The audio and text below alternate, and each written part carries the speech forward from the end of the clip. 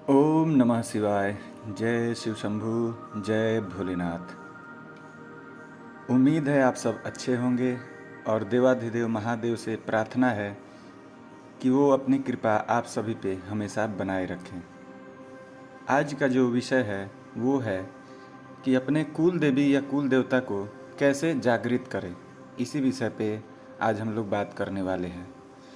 देखिए, सत्य सनातन वैदिक धर्म में हर किसी के घर परिवार वालों का एक कुल देवी या एक कुल देवता होता है। ये हर परिवार में है। हर परिवार में हर कोई अपने कुल देवी या कुल देवता को पूजते हैं लोग। अगर कुल देवी कुल देवता नाराज हो तो घर में परेशानियां विपदाएं बढ़ती हैं, और अगर कुल देवी प्रसन्न हो, जागृत हो, तो बहुत सी समस्याएं परेशानियां का वो निवारण भी कर देती है। तो आज हम लोग इसी विषय पे बात करेंगे कि कुल देवी या कुल देवता को कैसे प्रसन्न करें और उन्हें कैसे जल्द से जल्द जागृत करें, ताकि हमारे घर में सुख और वैभव बना रहे। इस विषय को आगे बढ़ाएं उससे पहले आप सभी से निवेदन है कि आप हमारे परिवार में अगर नए हैं तो हमारे चैनल को सब्सक्राइब कर दें और बेल आइकन को दबा दें, जिससे हमारा कोई भी वीडियो सबसे पहले आप तक पहुंच जाए। तो चलिए आगे इस विषय पे चर्चा करते हैं। देखिए, कुल देवी या कुल देवता एक ऐसे देवी देवता हैं जो हमारे घर में पूर्वजों के समय से ही पूजा होते आ रहा है उनकी, और उन्हीं की कृपा से हमारे घर में एक सुरक्षा चक्र हमेशा काम करता है, जो बहुत से विपदाओं को हमारे घर से दूर रखता है। और वो कृपा हमारी कुल देवी या कुल देवता का ही होता है। कभी कभी हमारे जीवन में किसी वस्तु या किसी इच्छा की कमी रहती है, तो वो इच्छाएं हमारे कुल देवी या कुल देवता ही पूरा करते हैं। जैसे कि पुत्र की प्राप्ति। बहुत बार होता है कि किसी परिवार में सिर्फ पुत्री ही जन्म लेती हैं, तो परिवार वाले सोचते हैं हमारे वंश का आगे कैसे चलन होगा, और वो जब अपनी कुल देवी या कुल देवता से इच्छा करते हैं तो अगर वो प्रसन्न होती हैं तो इस इच्छा को वो पूरा कर देती हैं कुल देवी। लेकिन किसी कारणवश हमसे कुछ गलती होती है जिससे हमारे कुल देवी देवता नाराज हो जाते हैं, तो हमारे घर में विपदाएं आनी शुरू हो जाती है। कुल देवी देवता के नाराज होने से हमारे घर में अनावश्यक परेशानी आनी शुरू हो जाती है।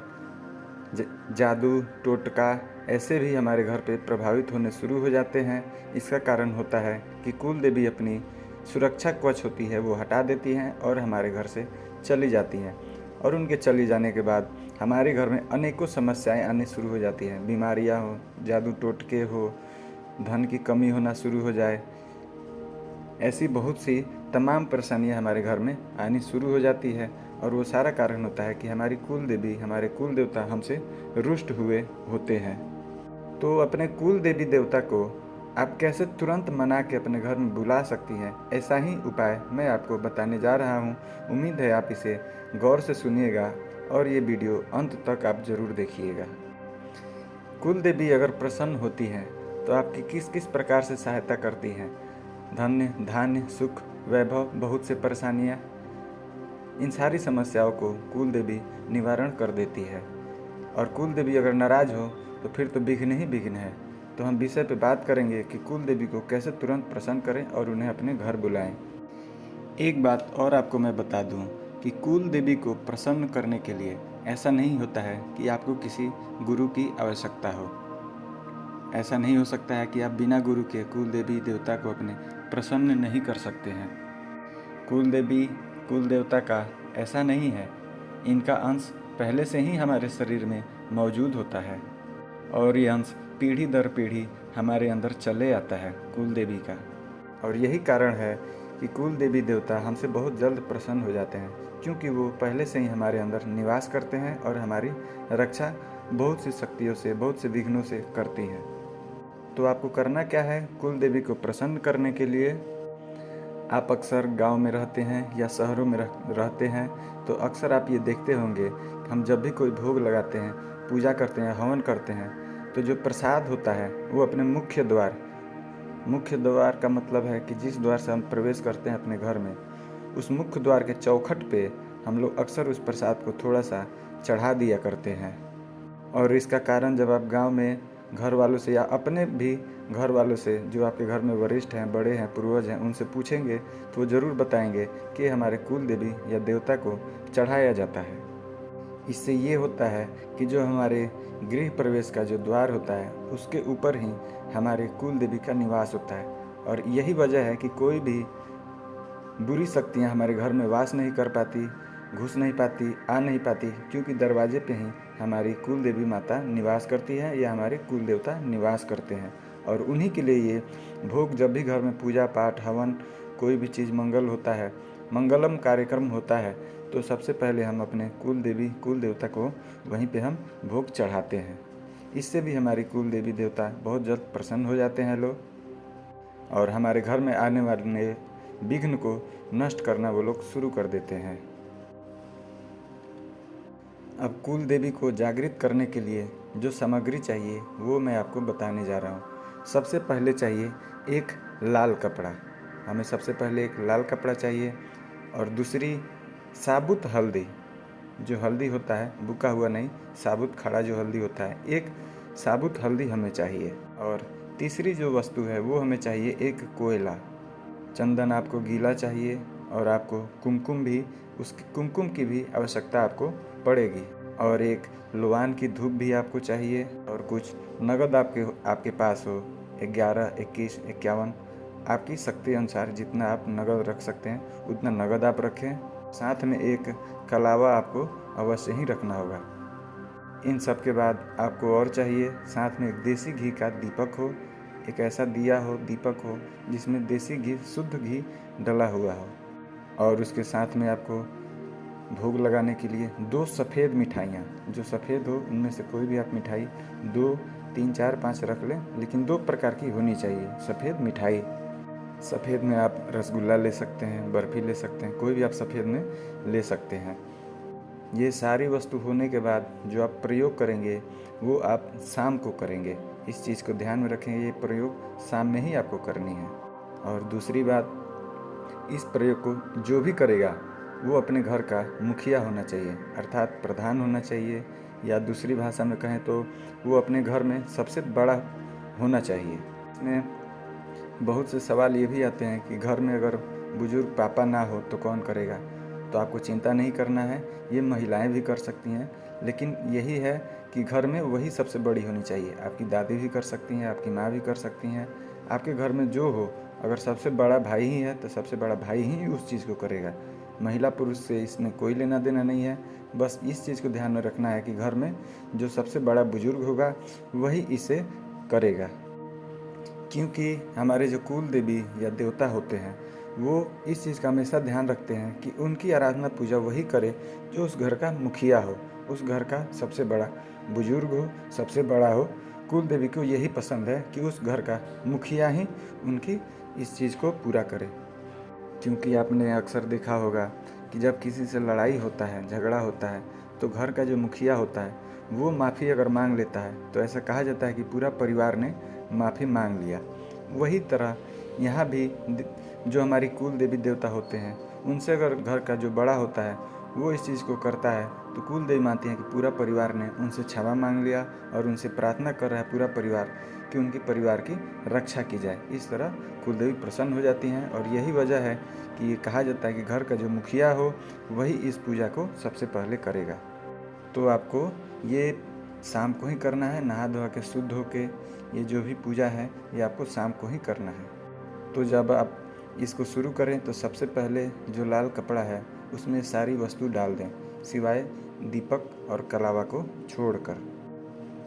अब उस कोयले पे चंदन से आपको तिलक करना है, कुमकुम से भी आपको तिलक करना है जो कोयला आपने लाया हुआ है। उसके बाद लोबान धूप पे भी आपको तिलक करना है, कुमकुम से, चंदन से। उसके बाद जो आपका देसी घी का दीपक है उसे चौखट पे रख के बाहर की तरफ रख के जलाना है। ये जितनी क्रियाएं आप कर रहे हैं ये ध्यान रहे आपका मुख घर के बाहर तरफ होना चाहिए। और जो लाल कपड़ा है उसमें जो आप मिठाई लाए हैं उसमें से थोड़ा सा तोड़कर उस लाल कपड़े में डाल दें, जिसमें आपका कोयला, ये चंदन, कुमकुम, ये सारी चीज़ें रखी हुई हैं। उसी में आपको ये मिठाई थोड़ी सी तोड़ के डाल देना है, और ध्यान रहे आपका मुख बाहर की तरफ होना चाहिए, घर के अंदर की तरफ नहीं। यानी आप घर में बैठ के चौखट की तरफ बाहर रहेंगे, आपकी मुख बाहर की तरफ रहेगी। अब एक हाथ में वो पोटली लेंगे लाल कपड़ा वाला जिसमें वस्तु रखी है, दूसरी हाथ में वो आप दीपक लेंगे जो शुद्ध घी का है। और उसके बाद आपको क्या बोलना है, सूर्यास्त के समय जब हो उसी समय क्रिया करनी है। और आपको जो बोलना है वो मैं आपको अब बोल के बताने जा रहा हूँ। उसके बाद आपको बोलना है, हे ममतामयी मेरी माँ कुल देवी, हम पूरे परिवार वाले अपने जीवन में अनेकों पाप किए हैं। इस कलयुग में हम पाप से छूट नहीं सकते, कितने भी कोशिश करते हैं, लेकिन हे माता हमसे पाप हो ही जाता है। इसलिए ममतामयी माता, आप तो हमारी कुल माता हैं, आप पारिवारिक हमारे पे कृपा करें, भविष्य में हमसे गलती ना हो ऐसी हम पे दया करें। और हे माता, हमने तो बहुत पाप किए हैं, लेकिन आप दया की सागर हैं, आप ममतामयी माता हैं, आप हमारी इस गलतियों को क्षमा करके हे माता आप हम पे कृपा बरसाएं। आप हमारे घर में विराज करें जिससे हमारे को कोई कष्ट ना हो। तो माता हमसे बहुत अपराध हुआ है, आप हमें क्षमा करें और हमारे घर में विराजें। आप तो दया के सागर हैं, आप तो ममता के सागर हैं, आप तो अपने भक्तों पे अपने बच्चों पे हमेशा कृपालु रहती हैं। तो माता हम बच्चों पे भी अपनी कृपा करें और हमारे घर में विराजें और हमारे परिवार की रक्षा करें। हम सब तो अज्ञानी हैं, मूर्ख हैं, अगर किसी कारणवश आपको भूल गए हैं तो हे ममतामयी माता आप हमें क्षमा करें। हम आपके स्थान पे अगर कभी कभी ना जा पाए हों, इसके लिए पूरे परिवार सहित हम आपसे क्षमा मांगते हैं। इस प्रकार से आपको बोलना है। और साथ ही में एक और बात जो मैं आपको बताना भूल गया, आप अपने घर में कोई ऐसी जगह देख के कुल देवी देवता के लिए एक स्थान बना लें, एक लाल कपड़ा लेके, या तो करें आप अपने घर में जो मंदिर है वहाँ पे भी एक कुल देवी देवता का स्थान बना लें और नित्य उनकी पूजा अर्चना करना आप शुरू कर दें। और उस जगह पे हर दिन आपको दीपक जलाना होगा। तो जब आप ये सारी बातें बोल लोगे, आप जब ये प्रार्थना अपनी कुल देवी देवता से कर लोगे, उसके बाद उस पोटली को बांध के एक कील के जरिए आपको अपने घर के मुख्य चौखट पर बांध देनी है। और आपके पास जो दीपक बचा है शुद्ध घी का और मिठाई, उस मिठाई में से थोड़ा थोड़ा लेके आप चौखट के दोनों तरफ भोग लगा देने हैं। भोग लगाने के बाद वहाँ पे हल्का सा आपको जल चढ़ा देना है।